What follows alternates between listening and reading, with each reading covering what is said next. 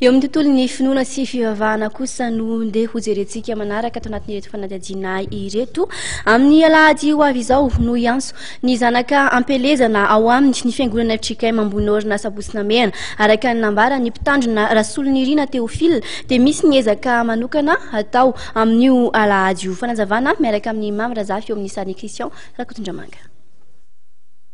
Io moa zany dia isaky ny alahady faharoan'ny volana novambra isan-taona no ankalazana azy. Fetin'ny taranaka sy ny fianakaviana moa no atao amin'izany. Zavatra kendrena moa dia misy foana isan-taona. Amin'ny ity taona ity dia hiezaka tady gropy satria mijaly loatra izay eny rehefa krismasy. Ny jirama tsy dia mazaka loatra ny tension dia ao anatin'ny aizina mandrakariva no anatanterahany krismasy 24 ans. Izay ny hoe hividy gropy fa sy tompon'Andriamanitra.